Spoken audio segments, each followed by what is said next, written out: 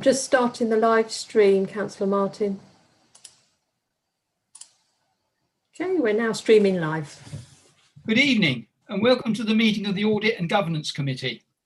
Please note this meeting is being streamed live to the internet. Please could all members ensure their microphone is set to mute unless they are speaking to reduce any background noise. It is important to remember that you may only speak when called by the chairman. Also, ensure any other devices nearby are switched to silent mode as they can be distracting. Please can all members keep their video on at all times, and if a councillor does lose connection, the meeting will be paused for a period of 3 minutes to allow that councillor to rejoin the meeting. If the councillor is unable to do this after 3 minutes, the meeting will resume and the councillor will not be able to vote on that particular item. Members should use the raise hand button when they wish to speak. When it is your turn, I will call your name and invite you to speak. Once you have spoken, I will flatten your hand. All votes will be taken by roll call, where the name of each member is read out and they must respond with either for, against, or abstain.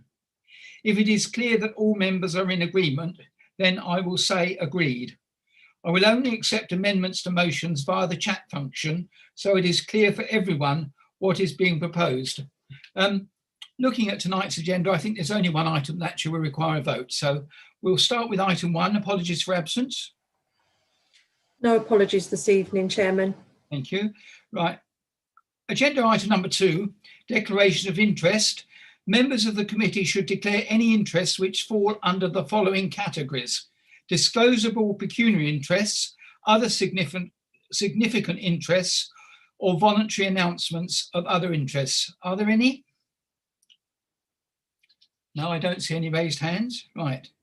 Item 3 is to consider the minutes, to consider and approve the minutes as a correct record of the minutes of the meetings held on the 24th of November 2020 and the 3rd of December 2020. Are they agreed?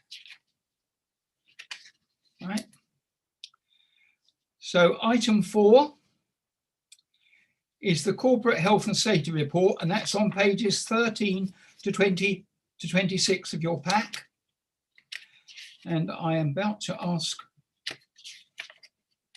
about, I believe, is it Derek Miller going to present this? Over to you, Derek, if I may. Good evening. I'm Derek Miller. I'm the Corporate Health and Safety Specialist. I've compiled the report that has then gone through Alistair Clifford and then through to Andy Blaskovich to vet prior to it coming to yourselves. How would you like this done? Do you want it to go through or just give the highlights? I think if you just give the highlights, all members should have a copy of your report. So I think it will be sufficient just to go through the highlights, if you would, please. Yeah, that's fine. Now, obviously, the key thing for this is it highlights where we are going as a council for our health and safety performance, and it's done on an annual year up to the end of 2020. So it's given a couple of months to prepare the final data to get to yourselves. This is led by Andy Blaskovich for their Head of Housing and Operations, which is then through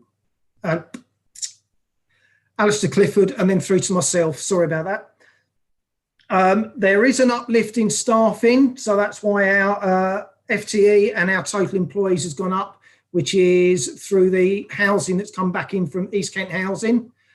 What I do expect over the next year would potentially be a slight increase in accidents due to the number of heads that we are now employing and certain roles.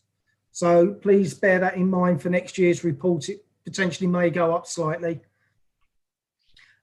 We are currently still working through lone working, violence and aggression, the transport and road risk, the manual handling risks, slips and falls, work-related ill health, work-related stress, and working at height. One of the things on the back of that is obviously with everybody working at home, whenever I generally communicate with them, I am just on a safety basis, just checking that they are okay, they're working fine from home, etc. So again, it's just the way I work as a safety officer. With the COVID pandemic sweeping the world in the last year, health and safety has been paramount to keeping our staff and community safe.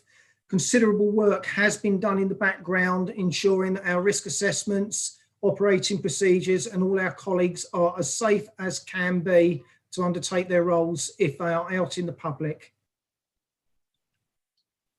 Key areas that we've also worked on in the background is abuse, aggression and violence, the management of contractors, the personal protective equipment and health surveillance. And again, the personal protective equipment, PPE, has been paramount for us managing our colleagues out with the members of public and any house visits that various teams have had to do. The training, some of the areas have taken a little bit of a back step because obviously our providers are not been going out and doing the training this year. For example, that will be things like the first aid training and some of the other ones. So there is a backlog for some of our training to go ahead on that. And that's in the process of being planned in the next 3 to 4 months with our colleagues that are behind and the additional ones we require. There is a table further down that goes through the type of courses. So I have managed to conduct some fire warden training because we've had some changes within the Civic Centre with only being a very small handful of staff there. So I've had to train some others that are based more on site or they rotate on site. So that's been underdone under, excuse my wordings. And the other thing that was also conducted, there were only 7 driving assessments done, and that was in the short period of time that we weren't in lockdown, and that was being guided by central government. Manual handling, that has been done. There was 30 of those. That was primarily the grounds maintenance teams. Handling difficult customers, first aid at work, safeguarding, grounds maintenance, safeguarding vulnerable people, asbestos awareness. None of those had any training, as I said, because the providers weren't coming out and doing the training and it wasn't an online option. Haveware monitoring, we had 5 new people that were trained to use that. However, we did have 94 inductions done, and that was mostly for the individuals that came in from East Kent Housing or the colleagues that replaced them. Fire safety, again, we've not had much go on with that because, again, the Civic Centre has been closed down with the exception of a few colleagues on site. So, again, we've had no fire drills done over last year because, again, only a handful of staff. Once we start coming back and more people working in the Civic, they will be planned throughout the year. Fire safety for housing has not been included as part of the annual report. So again, if there is any available information, that can be passed on at a later stage. As I've already mentioned with the first aid, we do require some training ongoing. That's being planned. Meetings of the health and safety groups, again, that's something that we still do through the SCF and the operational meetings, which is generally every 3 months. And that's going to also incorporate the new housing team. That's in the process of being planned and scheduled for later in the year or later this spring. And what we have also done is with the new teams, we've been doing some presentations for risk assessments and processes with the new teams coming in. So they are now gradually moving over to the corporate format as opposed to using what they had previously with East Kent Housing. Occupational health, the information from that comes in through HR and they manage that. And if there's any fallback that comes through to a safety aspect, they then forward that to me and then I do independent assessments. Health surveillance, over the year there was only 2, which was grounds maintenance, and that was follow-ups from the hand-arm vibration syndrome that was picked up the year before. So that was just a follow-up. We've had no new cases reported.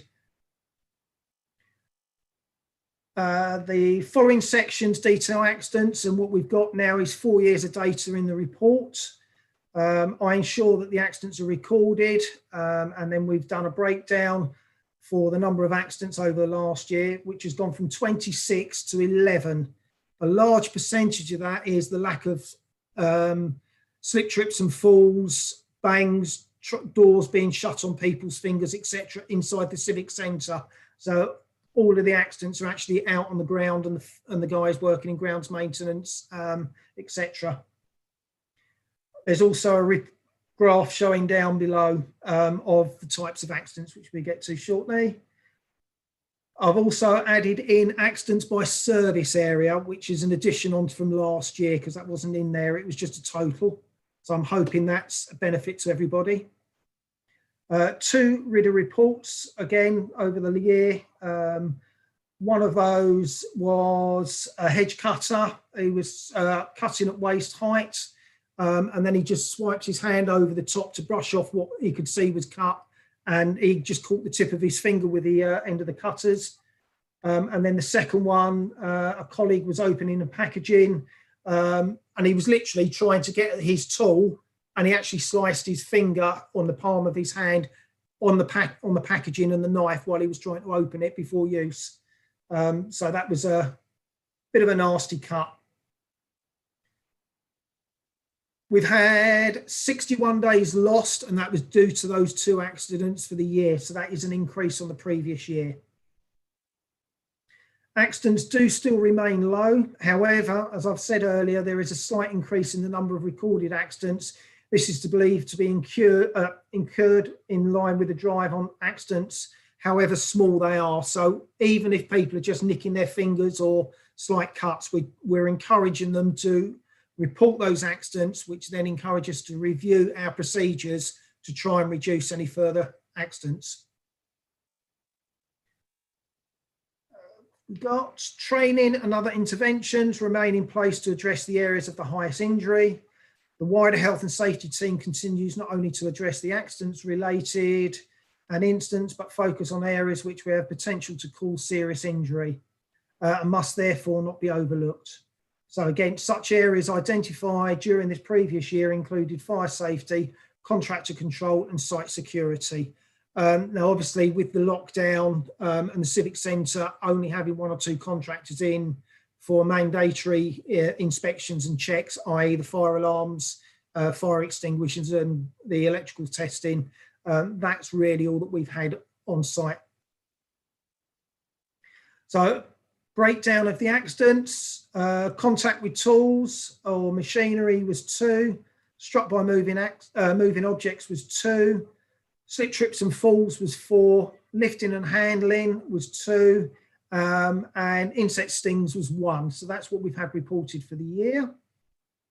That gave us a total of 11, which has significantly reduced the number of accidents over the year and the percentage. So that's very good for us on that level. Again, service area, it's grounds maintenance of 7, engineering and buildings 1, and then other council staff 3. So that's the total. As we've already reported, there was 2 RIDAs, which is the same as last year. And the number of working days lost has gone from 30.5 days last year to 61 days this year. So it's doubled, but the same amount of accidents. That just signifies the severity of the injuries. What else have we got? Lost time through ill health. Again, that would be reported through HR. I don't see the information on that. And as it stands at the moment, we've had no reported dangerous occurrences reported over the last year. There's no outstanding actions from the 2018 audit. We've managed to clear all of those off now. So it's now maintaining them and improving them as an ongoing. We've had no HSE legislation changes that's affected the council and our current procedures. However, on the back of the COVID, we have had quite a lot of updates required regarding how we process and undergo our tasks. What else have I got? Health and safety actions for 21 and 22 and beyond. Review on the corporate health and safety procedures. I'm looking at that being over a 2-year programme. So of the 40 high-level procedures that we've got within health and safety, that's 1 or 2 a month, and they're being scheduled over a couple of years. So that's going to be ongoing. Revise the corporate guidance on fire safety and fire wardens. So again, once we know the level we're going to open the civic centre, that can be reviewed and adapted accordingly and amended. Revise the corporate guidance on Legionella management. Again, that will include all of our own run sites and all of the sites that we've got the tenants in that falls under the housing. Revise the guidance on asbestos management. Again, that falls under the same process. Deliver a health and safety training programme. I'm mainly working with grounds maintenance teams with that, because obviously that's the high risk area, so we're ensuring that they all get the relevant training and certification. Undertake audits and inspections of individual services, teams and buildings. So that's spot checks on the grounds maintenance teams, walk round inspections to make sure we've got no slip, trips and falls in our buildings, etc. Undertake the fire risk assessments across all the council managed buildings and the assets. So even things like Lee's Cliff Hall, I do spot checks on there, although they manage and do their own, but I ensure and check that they've done them independently. Update and improve the intranet-based health and safety information, so it makes it as easy as people can find the information within our internal intranet. Undertake driving assessments and all their fleet drivers. Once that's completed, I will then be going on to anybody that drives their own vehicle for council business. So again, that is ensuring that we're doing a duty of care for our employees that could affect the council's reputation, and support all new employees within the housing teams that have recently joined us. We've had no HSE visits during 2020. However, in the last couple of weeks, the HSE have been out and they're just doing spot checks that various sites and buildings are undertaking correct COVID social distancing and things like that. However, as our council offices were shut, I'd done that over the telephone with a representative from the HSE a couple of weeks ago. So that'd be in there. Going through claims, our claims have increased from 11 to 13 over the last year. And that's in line with the extra vehicles that we're now running as a fleet within the council. Public liability claims, overall 45. The previous year was 52, so that's a decrease.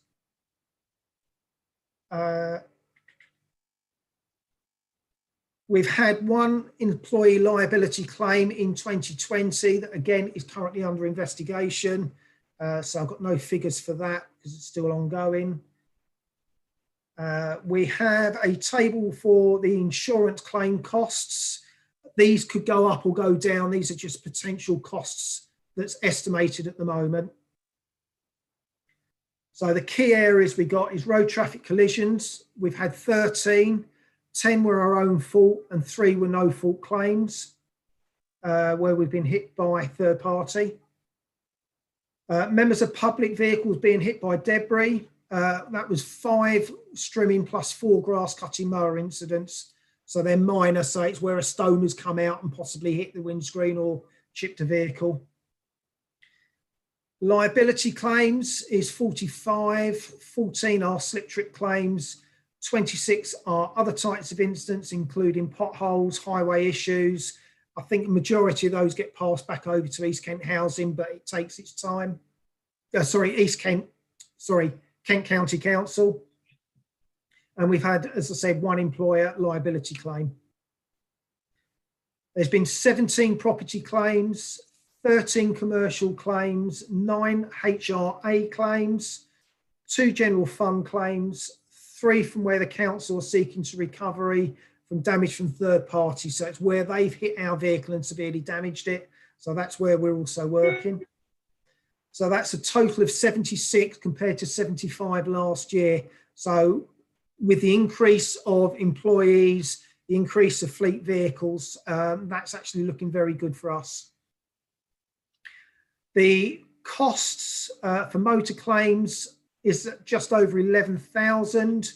Property claims just over 15, and public claims are just over 3. So that is an increase on the previous year. So it's the severity has gone up.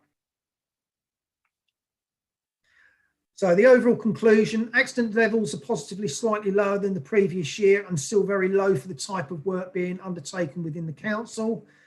This is a testament of the great work of all our officers, and especially the day in the life sections of the council. There's been 61 lost days caused by accidents for the end of the year and only 2 ridders for the year. A substantial effort has been made by all staff to ensure that we have been COVID compliant, keeping up with all the changing legislation. No COVID outbreaks have been reported directly linked to work undertaken by the council. A visit by the HSE to inquire about what we was doing was met positively by the HSE and no concerns. That's the telephone conversation I mentioned earlier. There has been a significant drive to have more proactive action approach to the health and safety within the council, which is led by the housing operations and operations lead specialist to support the corporate health and safety officer. This year has continued the previous year's work, but with 2 ridders and no dangerous occurrence, it's clear that we've still got work and must keep ongoing. And that is it from myself. Thank you for that. In our notes here, it says councillors with any questions arising out of this report should contact the following officer prior to the meeting. But if there are any quick questions that anybody wants to ask of Derek, I'm happy to take them. Councillor Laura Davison. Thanks very much, Chair. Thank you very much for that very detailed and comprehensive report. It's very helpful.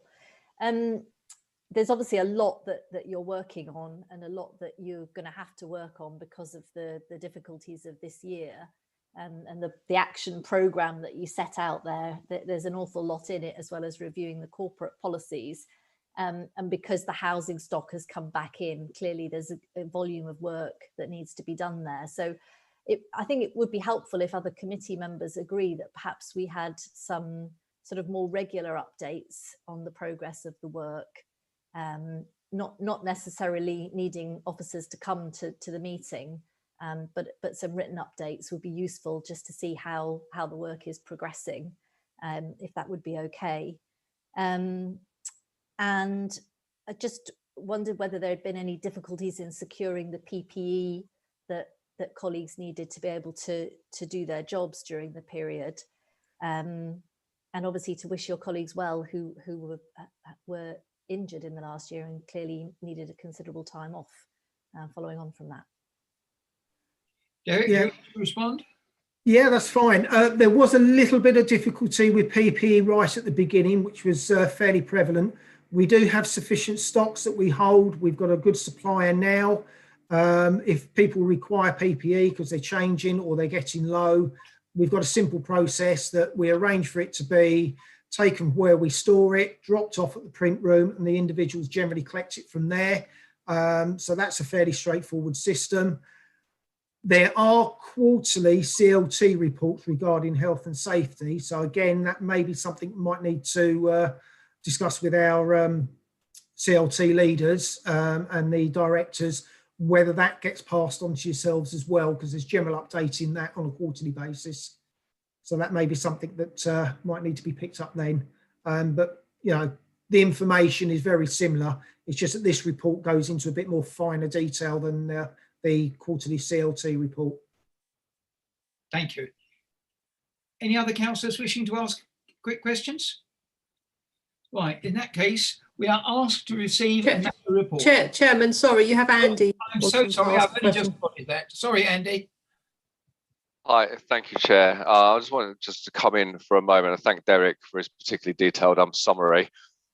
Thank you. I'd just like to say this really does show how much work we are doing across the board. We do a lot of dangerous stuff across the organisation, particularly with the DLO, and this should give members a lot of confidence about that work that is ongoing corporately right across the board, and about how we do minimise the risk of everything. I mean, this report to me, being very experienced in many of these fields, is makes quite good reading. There's some bits we're not entirely happy with, but a lot of it is really positive. I mean, we talk about, I mean, on the insurance claims, 5 strimmer claims over the year. I mean, I've worked in years in different contractors and stuff like that, where you'd have 5 a week and things like that. This really is good stuff, and the way this is pulled together sort of holistically across the council is really positive. Everyone is thinking about that health and safety culture, so this really should give some sort of confidence to members about the good work that Derek and the rest of the team do undertake right across the council. A lot of the internal services, health and safety was very rarely mentioned, and we really have developed a culture right across the organisation. And there's lots of stuff reported on now that was never even thought about before. So this really does sort of encompass everything. And as I said, should give members a sort of a real level of confidence about how safely we do operate. With regards to more regular reporting, if that is the view of this group, then we can discuss that as CLT. I mean, I know there's an annual report now, which is what we report on.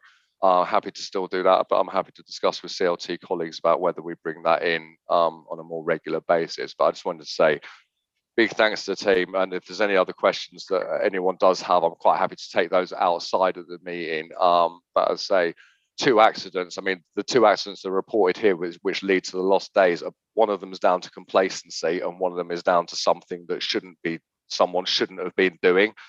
Now we can put all the training in place and all the systems in place and all the risk assessments and safe methods of operation to control that. But at the end of the day, there is human error and there is a human element to this. And both of those are things that we couldn't mitigate against and shouldn't have happened. So just to put that in some sort of perspective. But as I say, overall, we work in a pretty safe environment. We carry out an awful lot of dangerous jobs. And I'm quite pleased with the direction this is going, because we are sort of embedding that whole health and safety culture right across the organisation. And further to that, there is an awful lot of work going on in the new housing service as well, which will further develop this culture. Thank you. Thank you, Andy. I'm sure we all share with you and would like to place on record our thanks, as you say, for such a comprehensive report. A job well done. And as I said a few minutes ago, before I didn't spot Andy's hand going up, we're just asked to receive and note the report. So you can all do that, and we will move on to... Sorry, Chair. Andy Vabin also got his hand up. Oh, that only just appeared on my screen. Andy, I do apologise. Not doing very well with these signals tonight. It almost seems to be hidden in whatever you've got on the background there.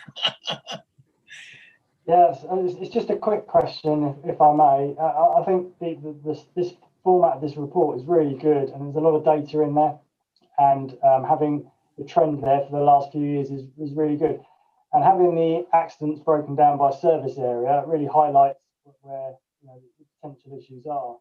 I just wondered about, is there anywhere where the near misses are reported? Because obviously that's an area that should really be encouraged, because it possibly highlights early trend of where training could be required. And I don't know what the stats are on the near misses. I'm assuming they're not incorporated into table 3, because that's accident total. So it's just a bit of information on that, really. Thank you. Yeah, despite there was a drive about 18 months ago on near misses, we've had no near miss reports. So again, that's something I'm going to probably look at, trying to drive for the reporting of that. It's many people just don't understand a case of, oh, that nearly hit me, I better report it. It's, oh, well, it didn't hit me, so I'm not worried. And then it's getting that culture to try and do. So that's the next line down from getting all the accidents reported. So I'm looking at another drive, and then I can add that into the next year's report. I think just on that, further to Derek's comments on that, it is something we push particularly within grounds maintenance, but again, it relies on people reporting the near misses. We do pick it up on all the risk assessments and all the safe methods of operation training. Right, thank you. So we are now ready to move on to the next item. Chairman, could we just have a proposer and a seconder just to receive and note the report? Well, yes, we can, but I was advised prior to this meeting that wasn't necessary. But if that's what you wish, we will do it. So are you proposing it, Councillor Davison? And a seconder? Councillor Mollard, thank you. All in favour, please show. That's it. I think we can you see our hands? Thank you, Chair. Thank you. Noted, thanks. Right. Now I think we can move on to the next item, agenda item number 5, which is report number AUG/20/13. And according to my notes, Amandeep is going to present this. Is that right, Amandeep? Yes, it's correct. Thank Thank you, Chair. Good evening, councillors. I would like to present report AUG/20/13, which is the annual report maintaining ethical standards. So this is an annual report which comes to the Audit and Governance Committee. One of my roles as a monitoring officer is to advance good governance and ensure the highest standards of ethical behaviour within the organisation. Members are kindly asked to note and receive this report.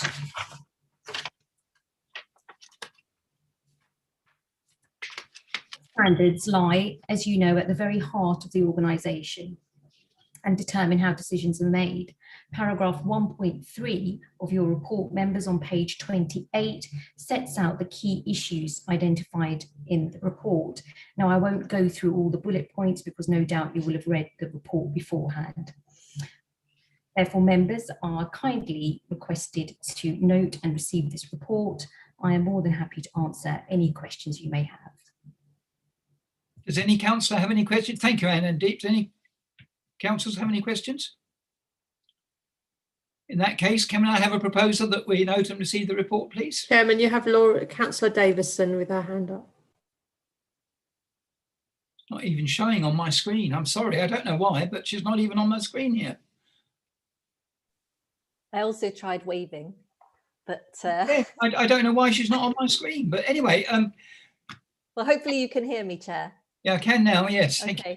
I just wanted to check that the report that we're looking at is the 3 pages. So the introduction, the bullet points, and the kind of the comments part of it. There isn't a separate report that goes into detail about the particular bullet points that are listed. So, for example, about the complaints in more detail, or about the dispensations, what dispensations exist at the moment, or the process around those things. Because I just had some queries around it, but I just wanted to make sure that I hadn't missed something. Of course, happy to answer your question, Councillor Davison. It does seem like a rather odd report. It is a very short report, and what you have before you is the correct version of the report. Questions such as dispensations and complaints, etc., are covered in more greater detail on other reports that we bring before the Audit and Governance Committee. I think the main purpose of this very, very short report is to provide a quick summary to members in terms of what we do in order to promote ethical standards. Thank you. Thank you. Right, I'm not missing anybody else, am I? So now, may I have a proposer that we note and receive the report? Thank you. That's Councillor Mrs. Anne Berry, and seconded by Councillor Mallard. All in favour, please just show your hand. That will be fine.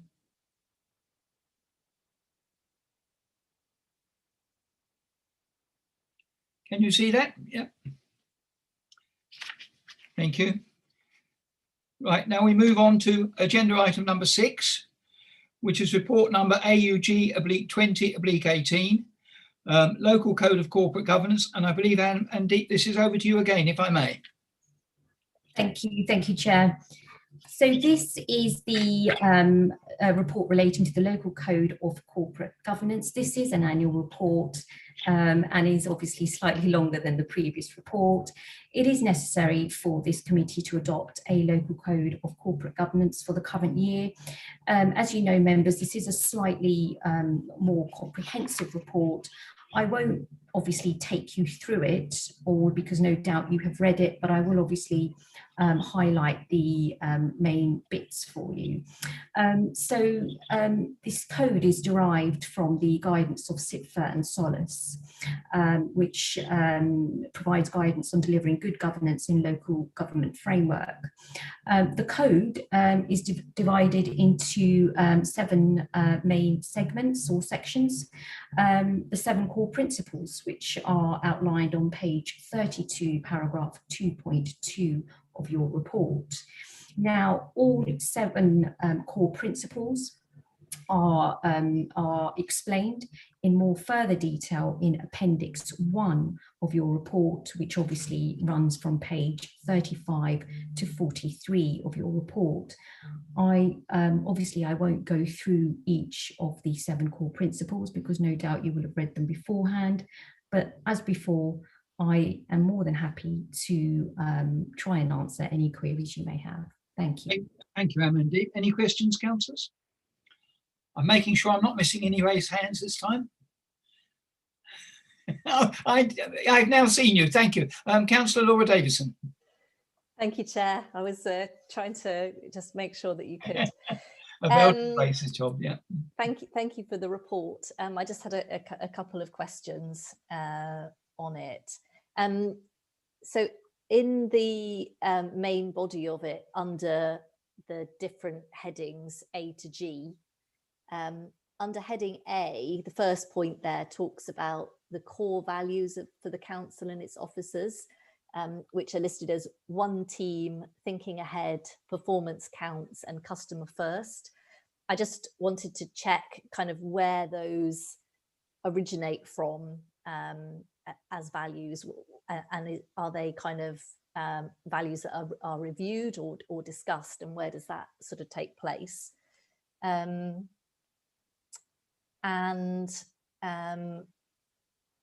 Under the, I think it's section G, just going down,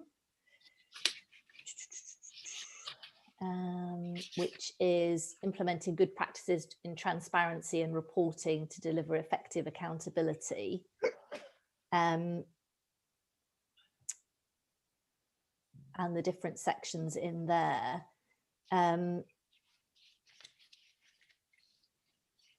Actually, I'm not sure if it is in that section, but my question related to the training for councillors and sort of individual plans for councillors around training to be able to develop roles and so on. Have you got, how many of those are in place at the moment on the back of this report? I'll find the reference and come back in. Thank you, Councillor Davison. I will try and answer both those questions to the best of my ability. So the first question you asked about the core values, we've had the core values that you mentioned on page 37 for quite some time. As far as I understand, although Councillor Davison, please do give me the time to confirm this, but as far as I am aware, these are obviously core values that both CLT and cabinet members decided upon, and no doubt you would agree they are values that would be shared by both officers and members. Thinking ahead, performance counts, customer first, and one team. Good members and officers need to be able to work together. Now, your second question about training, obviously when members join the council, or even if they're re-elected, we do run quite a comprehensive training programme for members. And I think the other point that I would like to make, and perhaps this is a point that we can work on further, is that if any members have training requirements or needs, then please do ask, because we will help find suitable courses, training courses for members to attend. It's always, it's progression, it's learning. and developing skills that members may feel they need, depending on which committees they serve. So, the short answer is yes, we obviously provide, as you know, training for members across the board. But if there are any specific training needs, then please do ask either myself or any other member of CLT. Thank you. Chair, could I just come back in and give the correct reference for colleagues? Because I found it now. It's actually section E, and it's point 13, which talks specifically about personal development plans. That's what I was trying to gauge. How many personal development plans are in place, or can we look at that? I'm happy to come back on that. I don't have the details before me in terms of the current development plans that there may exist for any of the members, but certainly, Councillor Davidson, obviously I wouldn't be able to tell you about individual members' development plans, but if you want to have a conversation with me on this point, then I'm more than happy to speak with you about it outside of this meeting. Thank you. Thank you, Amandeep. Any more? Right, in that case, we are asked to receive and note the report and also to adopt the local code of corporate governance appended. I'm happy to combine this if the officers are okay with that. So can I have a proposal for that, please? I've got a proposer. I've got Councillor Mullard and a seconder. Councillor Mrs. Hanberry. All in favour, please show. Thank you. We now move on to item number 7 on your agenda, which is report number AUG/20/20, Annual Governance Statement Actions Update on 2020-2021 actions. And I understand that Gavin Edwards is going to take us through this. Is that right? That's correct. Thank you, Chair, and good evening, members. This report presents the current position on progress towards achieving the 2020-21 actions set out in the Annual Governance Statement.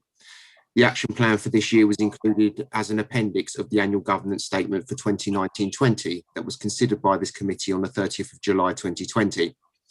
Appendix 1 sets out progress against those actions. In section 2.2, which is page 46 of your pack, in addition to the formal action plan provided as part of this report, a number of steps have been taken on governance in relation to Otterpool Park, the housing service, and the new corporate plan, Creating Tomorrow Together 2021 to 2030. Thank you. Thank you for that. Are there any questions? Oh, yes, I can see Councillor Davison. Yes, I'm not missing you now. Please go ahead. I wouldn't want to go an item without asking a question, Chair. Thank you for the report. There were, just a couple of points I wanted to pick up. Bear with me while I find the right places. So I think it was in the previous year's plan about reviewing the Accelerated Delivery Board, and I think that's also in the current plan, as it were, or the new plan. So I just wondered where that was up to, as obviously it's been on the table for quite some time.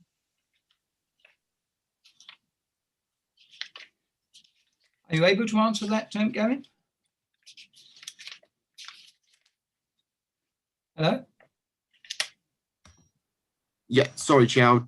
Sorry, just finding my notes. Forgive me. Bear with me one moment.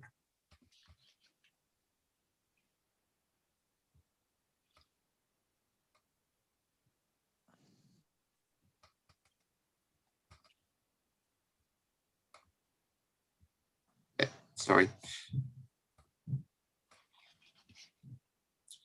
So from the update, and as I say, from what I understand, is there is some further work being looked around the delivery board and is being reviewed. I don't have any much further information on that. As I say, it's being reviewed, I think, in light of other sort of areas regarding COVID. What I can do is, if there's some more detail, I can come back and provide a response, a written response to that. Thank you. Are there any other questions from councillors? Right. Well, we are asked to receive and note the report, AUG/20/20, to note the progress towards achieving the actions in the annual governance statement.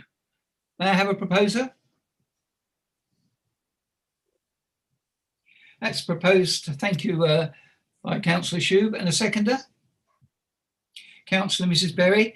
All in favour, please show. Thank you very much. Right, so we can move on now to item number 8, which is report number in your pack, AUG/20/19, and it's the Grant Thornton update, and this is going to be dealt with by Paul Dossett. Thank you, Paul. Thank you, Chairman. So this is our progress report, just updates where we are. Just to reflect back on the 1920 audit that was signed at the end of November. We've signed that completed the certification work on the grant claims as well. So they're all signed off related to that year. The only outstanding thing related to is the objection to the 18-19 accounts, which we are working with management on in terms of agreeing a process to take that forward. Looking forward to 2021, we've started our background review process, and we started to review the detail there. Yeah, so we're making progress, and we'll obviously be looking to do a detailed audit plan for the next meeting. Just one mistake in the progress report. It says there that we had on page 57, I think, of your pack, that we had a chief accountant's workshop, which we invited you to. Well, due to an oversight event, but I've shared all the slides with the council, and also flagged up that we are about in the next couple of days, certainly by next week, going to share a paper on recognition of COVID grants and how you recognise those in the accounts. That's an increasingly challenging area because there have been a huge number of COVID grants to councils, and there's some quite challenging judgments on some of those. So we're going to provide that to the council shortly. In terms of the rest of the paper, set out the requirements, the new auditing standard on estimates, which requires us to do more work, but also requires the council to prepare a detailed paper on your approach to estimates, so the audit committee are cited on what the council's approach to estimates are in producing the accounts. And for you, estimates largely will relate to your property, plant and equipment, because they are estimated values. I think it's probably fair to say that that's going to be quite a big piece of work, and what it really relates to is that harking back to some of the corporate failures in audit, one of the things that the FRC identified was that audit committees were not made aware by management of their estimation process, and therefore there were often some very aggressive estimates in terms of collectability of debts, etc., that the audit committees weren't aware of. So there's now a mandatory requirement that audit committees fully understand the basis on which any estimates in the accounts are made. So you'll have to receive that paper from management in due course. And then the final bit of my report really relates to the new value for money code, which starts for 2021 and replaces the previous code where we were required to give a sort of binary conclusion, unqualified or qualified, with a review of financial sustainability, governance, and economy efficiency and effectiveness. And for all of those three areas, we're required to give you an assessment of your performance from an audit point of view, and bring those all together in a report called the Auditor's Annual Report. and to reflect our perspectives on those, and to make recommendations where appropriate. That's all I wanted to say, Chairman, and obviously happy to take any questions.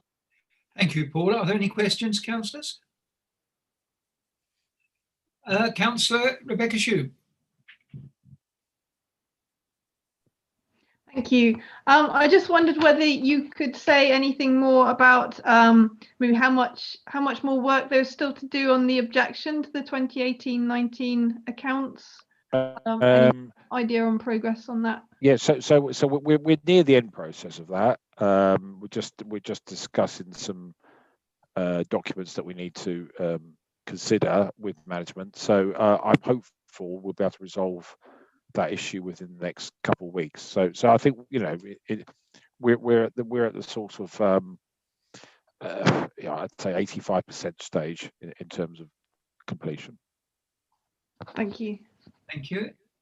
Any other councillors wishing to ask any questions? No, I don't think I've missed anybody. So we are asked, the recommendation, we are asked to note and receive the report. And I'm advised that we do have to take a vote on all of these issues. So can I have a proposer there, please? That's proposed by Councillor Mrs. Berry, and a seconder. Councillor Mullard, thank you. All in favour, please show. Thank you very much. So we now move on to item 9, which is report number AUG 20/14, which is the annual report of the Audit and Governance Committee. And I understand that Amandeep is going to present this for us. Thank you, Amandeep. Thank you, Chair. I'd like to present item number 9 on page 75 of your report, which is the annual report of the Audit and Governance Committee. This report is for your information and for members to note. The report summarises the achievements of the Audit and Governance Committee against the terms of reference for the period of 1st of April 2020 until the 31st of March 2021. Obviously I won't go through the report verbatim, but I will highlight the main sections for you. Paragraph 1.2 of the report sets out the terms of reference of the Audit and Governance Committee. Paragraph 2.1 to 2.9 sets out in further details the role of the Audit and Governance Committee, which obviously covers the audit function and the governance role of the committee. Paragraph 2.9 sets out the audit work that the committee has carried out, and that's listed in the bullet points. Paragraph 2.10 deals with the appointment of the independent member, which of course all you members were involved in. And moving on to paragraph 3, the terms of reference for the governance part of this committee is set out in paragraph 3.1. And also the nature of the work considered by the committee is set out in paragraph 4 of your report.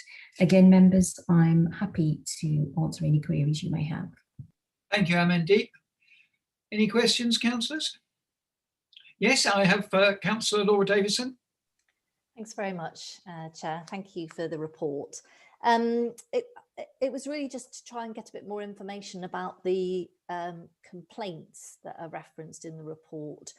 I think at point K, it talks about receiving quarterly reports on the number and the nature of the complaints received and actions taken. And I think this makes reference to the fact there were 17 code of conduct complaints in the last year. Could we have some more information about how those complaints break down and what the outcome of those complaints was and any actions arising? Amandeep? Yes, of course, Councillor Davison, happy to. So yes, I mean, as the report has mentioned, there have been 17 code of conduct complaints. I can, Councillor Davison, if you would like, after this meeting, provide you with a better breakdown. But it is, as you can imagine, a combination of complaints, against district councillors and parish councillors. The complaints can be lodged by either members of the public or fellow councillors. Is there any further information that you would like? Councillor Davison. Sorry, you broke up slightly at the end there, but it would just be helpful to know what the whether any of the complaints were upheld or not, and any actions that were arising from that. Happy to, Councillor Davison. The vast majority of complaints that are lodged with me are not investigated. From memory, again, Councillor Davison, I'm more than happy to provide you with firm information after this meeting. I believe that there is one ongoing investigation, which obviously I cannot speak about because it's still ongoing, but there was another investigation which found no breach of the Code of Conduct. Thank you. I now have Councillor Rebecca Shube to speak, to ask a question. Yep. Thank you. Just to pick up on that, so am I understanding correctly that it says in this report we should be receiving quarterly reports on the number and nature of these complaints? So apologies if I have missed something in the past. Is that something we can expect to see in future? Amandeep? To answer the question, Councillor Shube, you actually raise a very good question. In my opinion, as the monitoring officer, if there is a breach of the Code of Conduct, then I am required to report it to the Audit and Governance Committee. So that would be reported to you as members. Now, I appreciate that there is a reference to quarterly reports, but I don't think it's absolutely clear as to what exactly that means. I'm happy to be guided by members on this point. If you were to say to me that, Amandeep, as MO, we do want quarterly reports regardless of whether or not there's a breach, then obviously I'm happy to do that. But likewise, you may say to me, no, Amandeep, we only want to know if there's been a breach of the code, and then obviously you need to report it to us. So I'm happy, it can be done via email if you prefer, members, but I'm happy to receive your thoughts on this point. Thank you. Councillor Davison, did you have your hand up for another question? No, I'm fine, Chair, but just to say, I think it would be helpful to receive those quarterly updates on complaints lodged, which would be my kind of reading of the point. By email, I think would be best, Amandeep, yes. Happy to take that on board. Councillor Mrs. Berry? You're muted.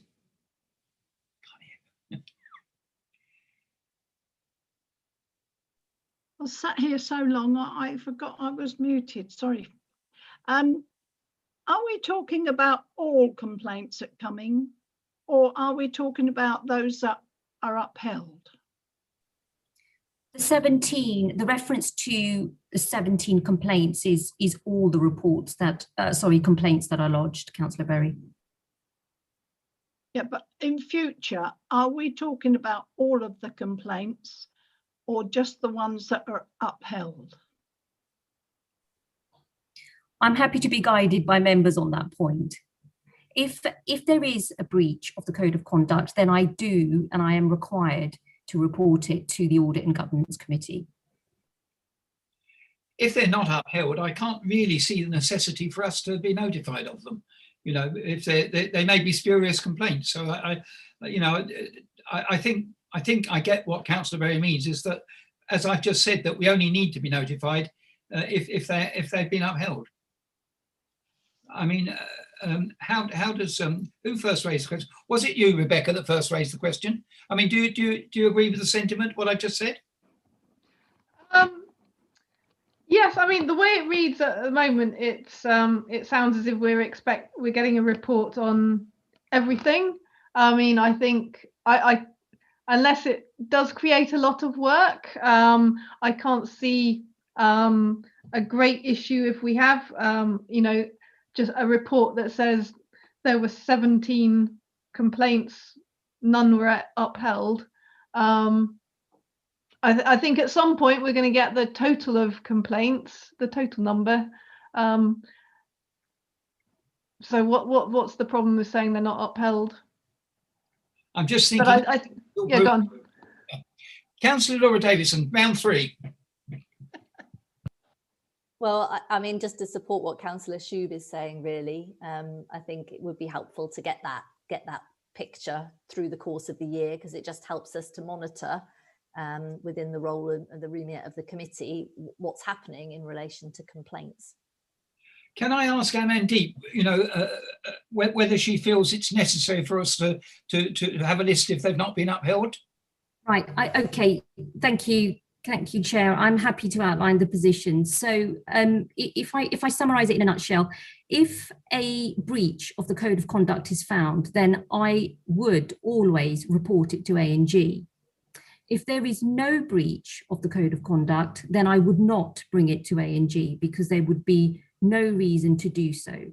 I think what all your questions relate to is, can we have a quarterly report on how many complaints you receive and how many are being investigated?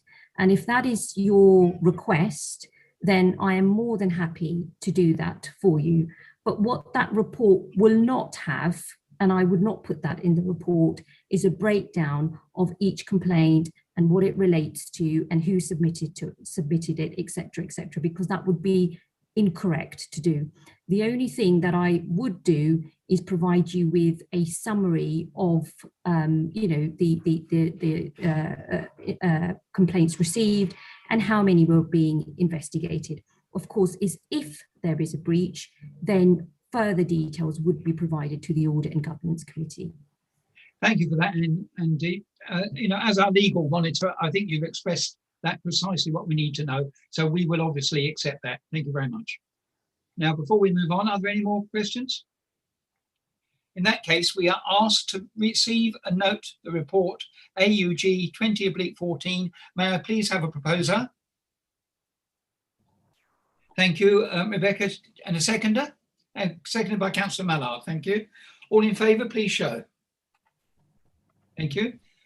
Right, we can now move on to the next agenda item, which is agenda item number 10 on pages 81 to 102.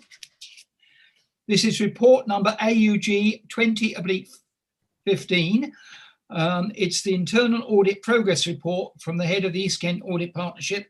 And I understand that Christopher Parker is going to take us through that. Yes, thank you, Chair. Good evening, members. The report before you on page 81 is the regular update of internal audit work that's been completed since the last committee meeting. If I can direct you to page 85, this shows the summary of the reports that have been completed. You'll see from the table there were 6 reports that have been undertaken.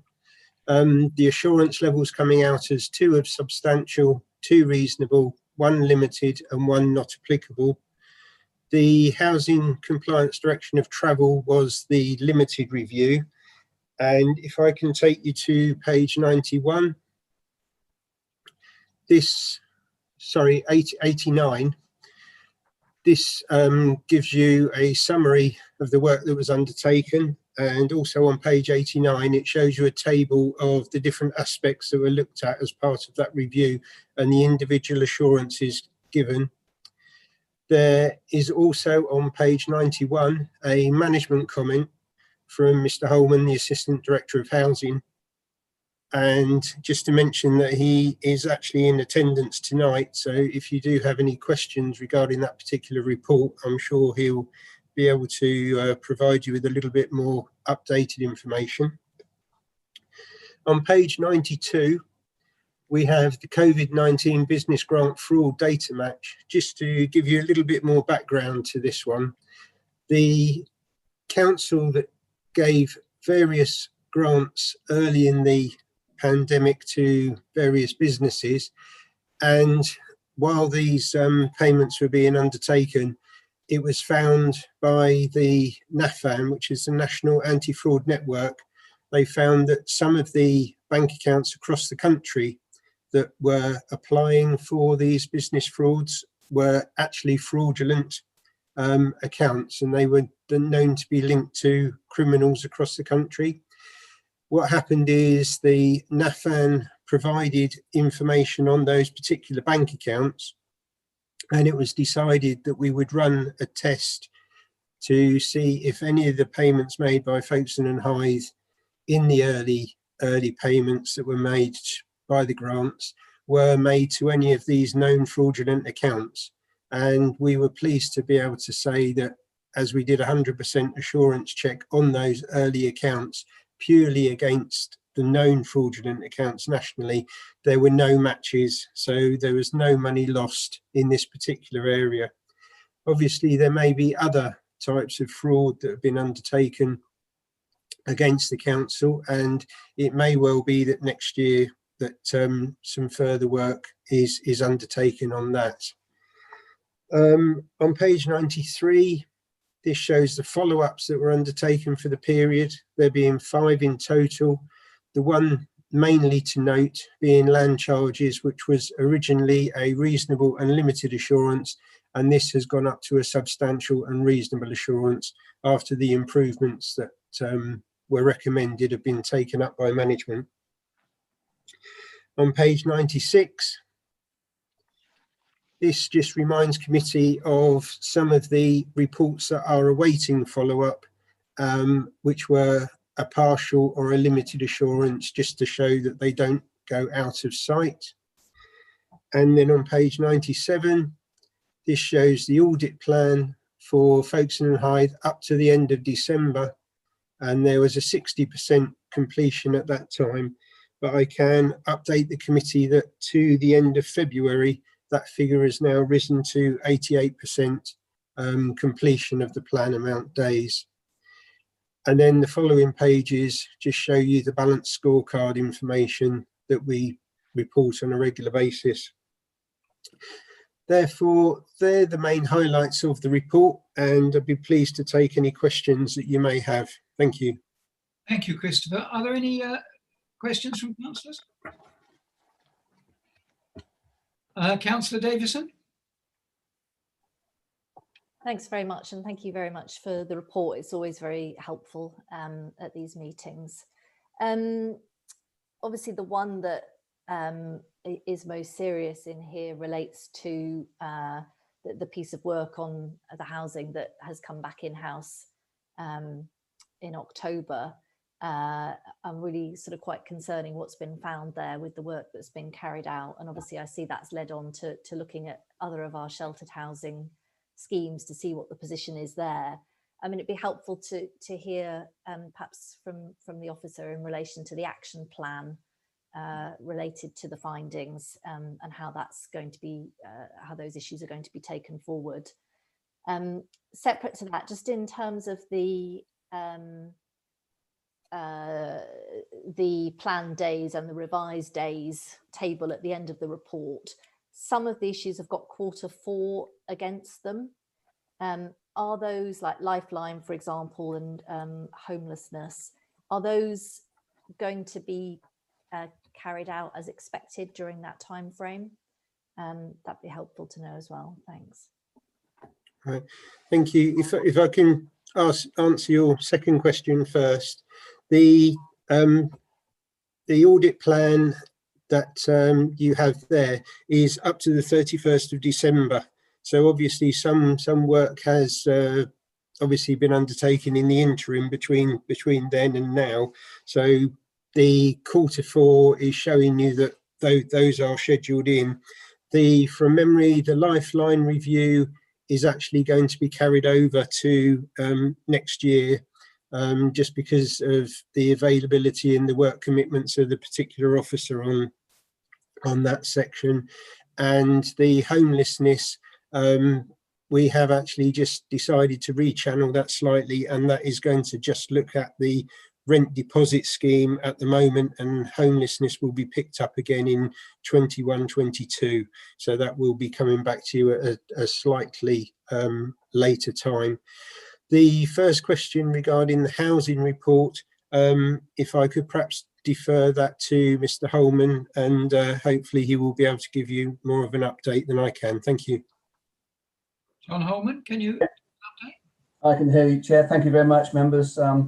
It's good to see you all. Yeah, so the update is that we invited East Kent in to carry out the audit, to give us a position statement. So it's 2 months into taking over the service. So I commissioned them to let us all know where we were. So the audit, you know, could have been better, absolutely, but it wasn't unexpected, and it gives us a good position statement. We've used the audit, which is a sample survey of the schemes, and we've now surveyed all of our shelter schemes, and we have an action plan where we're now working through the various items. So items included things like fire doors potentially not closing. They included some kettles, for example, that didn't have electrical inspections. Some things were quite minor, and that's why the housekeeping area that was audited has got such a low mark. Once we've got those areas in order, and now they're carried out through inspections by the independent living managers, that will also boost some of the other areas. Next steps are to ask the auditor to come back in and look at the work we're doing. They've already looked at 2 schemes and they were happy with those. We want to get them back in to look at some more complex schemes, so the schemes with lifts and kitchens and more communal areas, and probably expecting to do that in the next month. So we're gradually working through the action plan. We've got our own people checking the work that's doing. We're recording everything. We have a management process where it's updated. The actions are updated weekly. I see them every 2 weeks, and we're making progress. I think is the best way, positive progress, and at pace. The biggest hold up we currently have is around the procurement of fire doors, where there's a national shortage of getting those. And we've shared this audit report with the regulator of social housing and some of the challenges we've got, i.e. on the fire doors. Happy to take questions, Chair. Thank you for that. Andy, I believe you've got your hand up for a question. Yeah, thank you, Chair. And thank you, John, for coming back on that. I'd just like to add a few bits to that. I'd like to draw members' attention to 2.5.2 with the summary of findings, which I'm sure you've all read, but I think that finishes the level of commitment by officers and management. It's clearly evident and acknowledged by this report. This was a snapshot in time. It was 2 months into the service, and it is pretty much what we expected. I mean, you all know the reasons why this was taken back in-house, the failings at East Kent Housing. And just to know, this was 2 months into the service. Huge strides have been taken into developing a new culture for that old service and bringing that in-house. And a huge amount of work has been undertaken. We have monthly meetings with the housing regulator, who are very happy with the progress that has been made. We're disappointed by elements of this audit, not all of it. We expected some of it, but we are very disappointed, particularly with the housekeeping element, which we think could have been avoided and should have been better. There's no excuse for that. We've put measures in place. Other bits in this, the policies have all been getting updated. We're 100% more or less pretty month on month with our gas safety now. There's occasionally one that drops off, which is due to COVID. And people not letting us in their properties, but we're really making great strides into this, and so the regulator's very happy with our progress. You will all have been notified now that our compliance data and wider performance data is now published on the website. The regular member briefings coming out notifying you of our progress, and as I say, I'd just like to, particularly thank John as my assistant director on this, and the expertise that he's brought to the service area. But we're going to be in a really good place with this. There's an awful lot of work to do. but there is an awful lot of work that has taken place already. And to get in the place that we are now, I'm really proud of that and really proud of where we've got to and how much we've got a housing service which is fully functioning.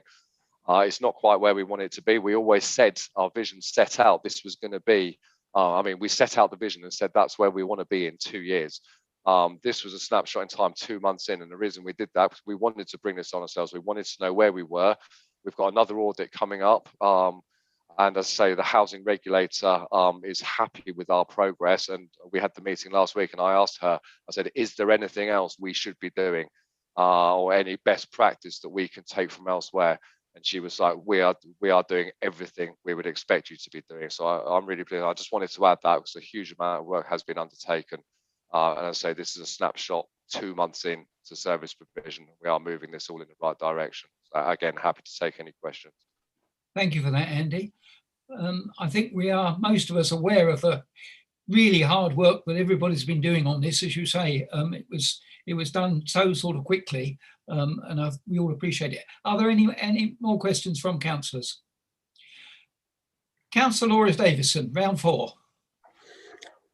Thanks, Chair. Yeah, I just wanted to come back on the point that was made about the homelessness audit.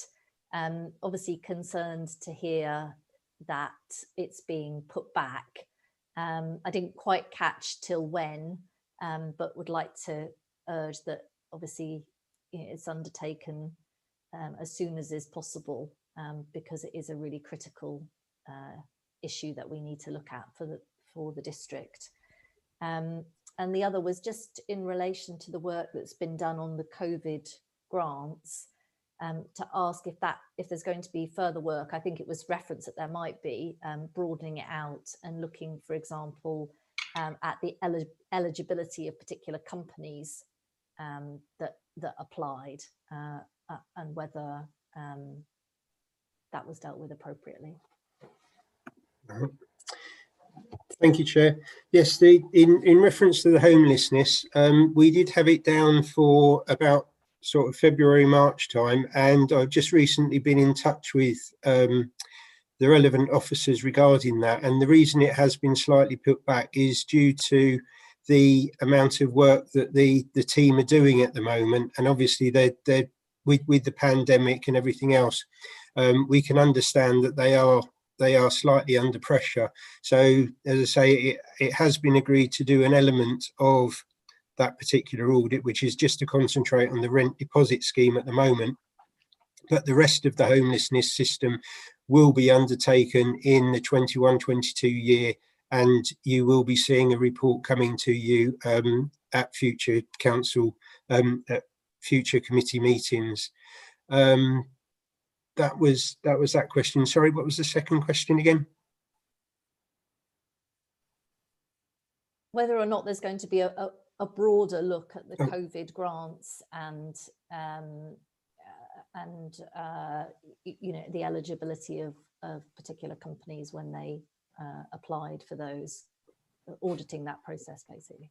Yes, thank you, Councillor, for clarifying.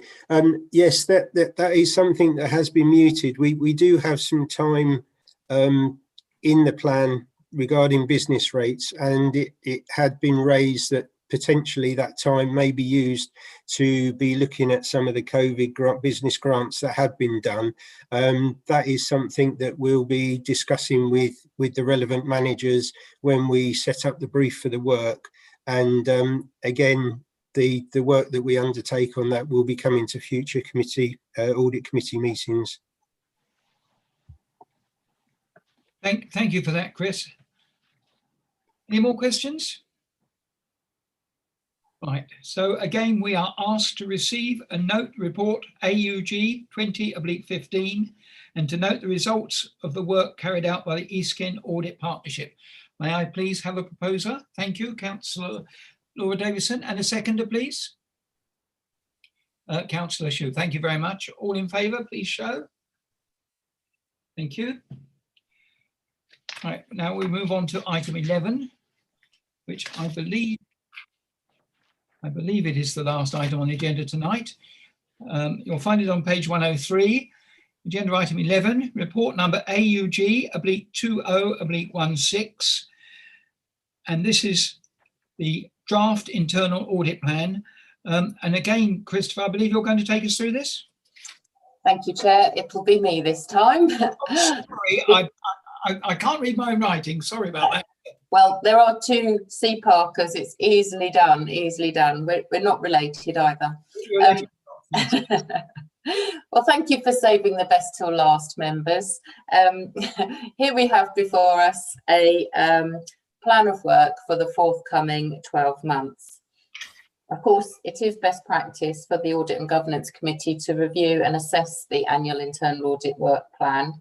And the purpose of this report is to help you through that process. It is a draft and it is for your comment and input.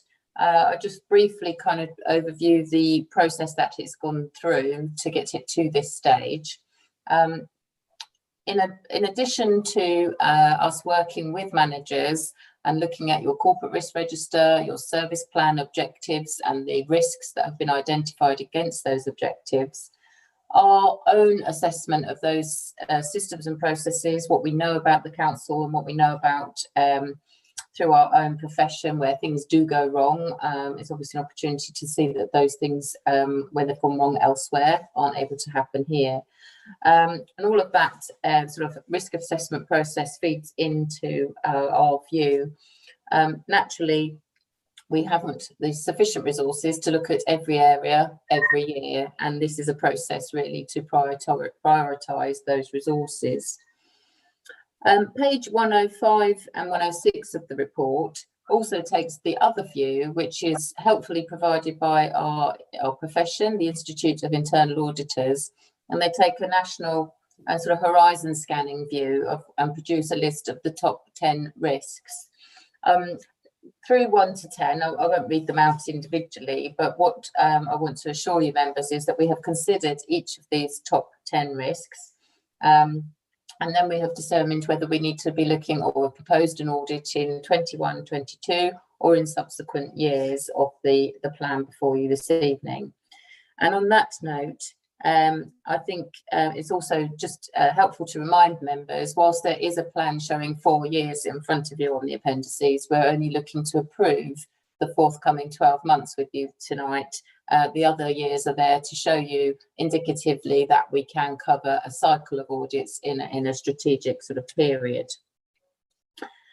Taking you further through the report to paragraph 3, in terms of context, in terms of benchmarking, yes, that's only our neighbours in Kent, but it's useful for you to be aware that the 400 days is the Kent average, and the council's well positioned with 350 days proposed in its plan. And then paragraph 4 effectively commends you, members, to approve the plan. So the plan itself is set out on pages 112 through to 115, and we're happy to take any comments. The recommendation, slightly different to most reports of this committee, this one is for approval, members. So over to you, and happy to take your comments.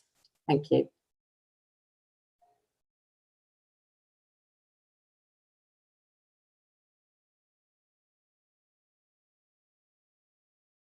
You're muted, Chair.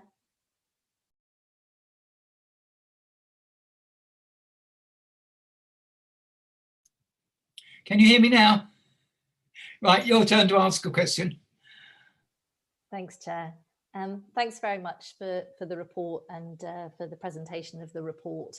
There was a few sort of issues that I thought of when I was looking at this, and I feel slightly that it's not ideal to be kind of bringing them at the meeting where we're looking to approve the plan. Ideally, you know, it probably would have been helpful to have had the opportunity to feed the suggestions in a bit earlier, and maybe that's something that we could look at for the future.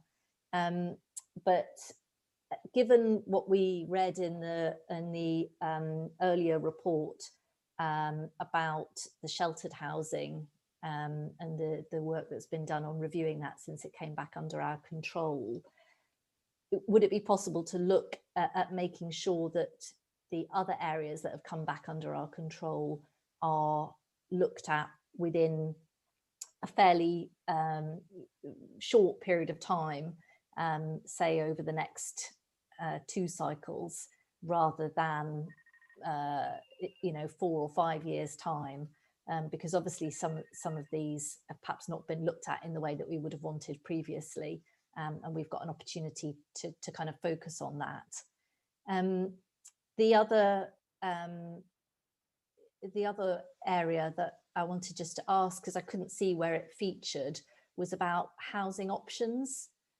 Does that feature in the plan anywhere? I couldn't quite see where it would fit.